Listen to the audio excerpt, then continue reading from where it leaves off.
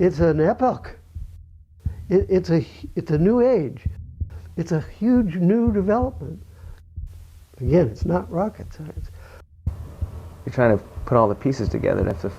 This seems like the first piece, and if the first piece is missing, then all the other pieces don't have something to connect to. My question is, why does society not know this? Why does society not see this? And any father with a good heart can catch on to this. As a father, it makes me reflect. As a therapist, it makes me reflect. You know, this film is for fathers.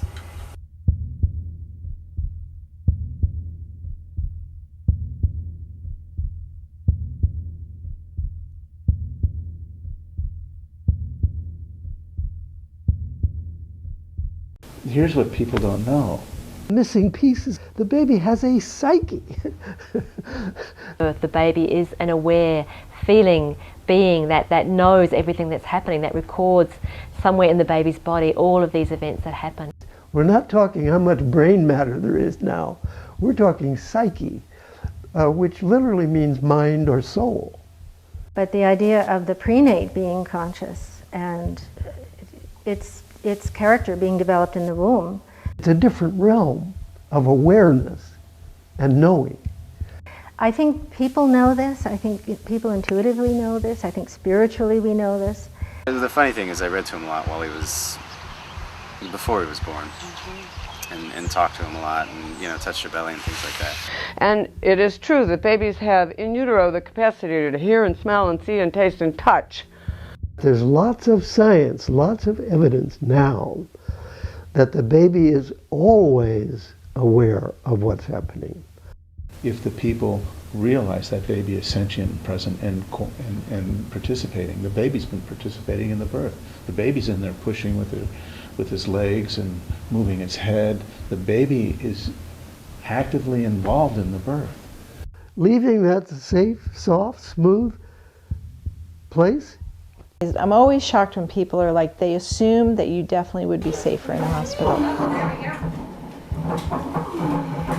And then there are people who think that just because you're at home with a midwife that you're safer. Very tight cord. Very tight cord.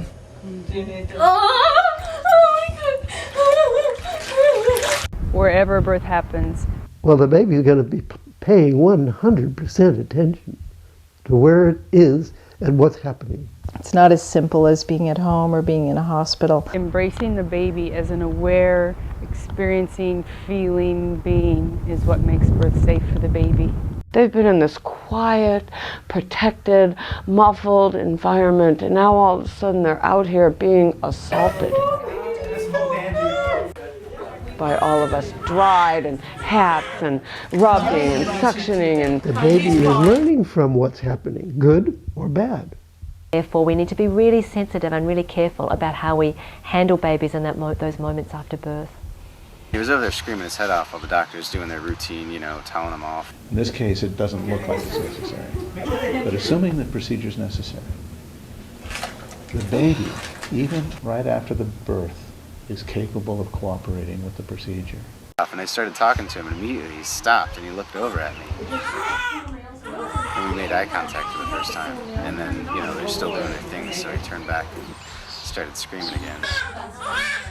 There's no place else in this country, in this world, where an American father will stand by and allow his baby and partner to be so violated and so humiliated and so abused. We have the need to protect. Well, if we don't have the information to be able to protect, then we're useless.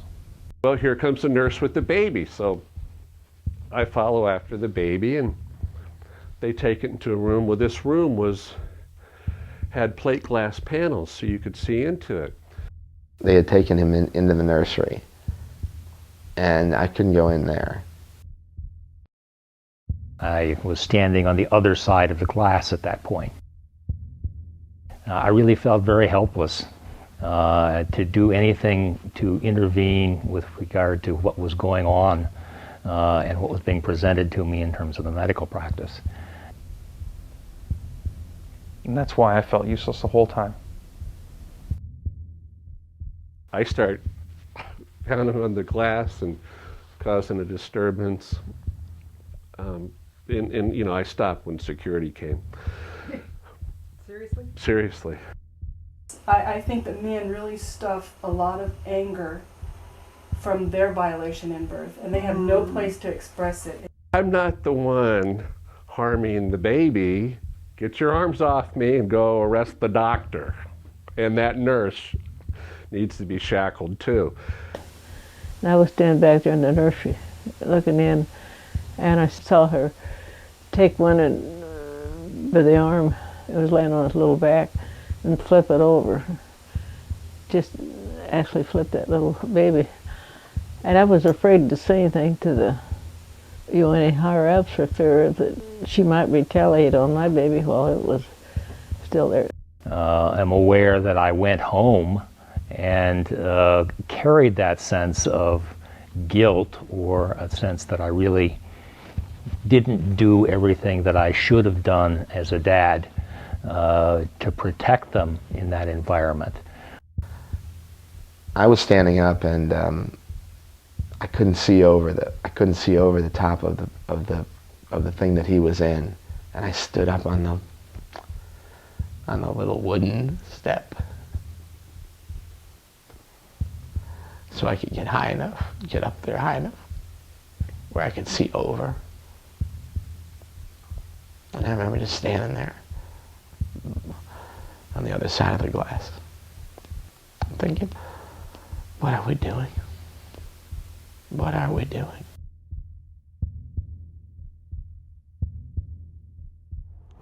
The other side of the glass gives fathers the information and the power that they need to protect their babies from those people who would make birth unsafe.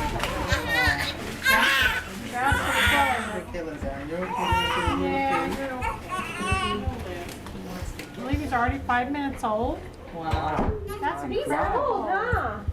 Okay. He's old now. We're going to make sure that he's all cleared from any meconium that we're doing there. They're suctioning, which is against, first of all, the American Academy of Pediatrics Neonatal Resuscitation Program guidelines. The evidence shows that if a baby's, there's meconium in the fluid, to be aware of that, to be watched for that. And if the baby comes out vigorous, we don't suction the baby. Whether you bulb or suction. And they said none of this affects the incidence of meconium aspiration syndrome. I didn't want to have another C-section, but I didn't want to be separated from him either. Yeah. And so I had given the doctor the plan, yeah. That when I gave birth to Andrew, I wanted him up on me, and that the cord was to stay intact until it was done pulsing. And things didn't work out. Common practice in obstetrics today is to clamp the cord as soon as it is convenient for the obstetrician. The safest way to clamp the cord is to clamp it after the placenta has been delivered.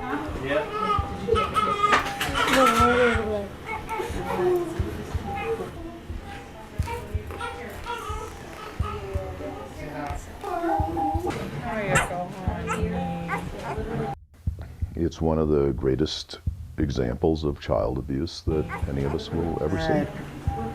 Someone gonna want me? He's beautiful. These abuses that we do to mother and baby are normalized. I call them normative abuse, like others do as well.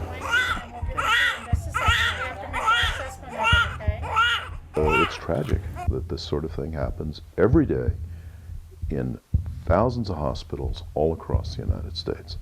What's happening in hospital is just, in fact, the effect of what cultural conditioning. Routines that are imposed upon mothers and babies and fathers in birthing in hospitals. Babies' lives have been endangered by standard medical practices. We've normalized these terrible things that we do to babies. And it damages our entire population. We go back to it. We save lives of mothers and babies, and then we can do it with heart, though. We can do it with gentleness. We can do it with dignity and respect.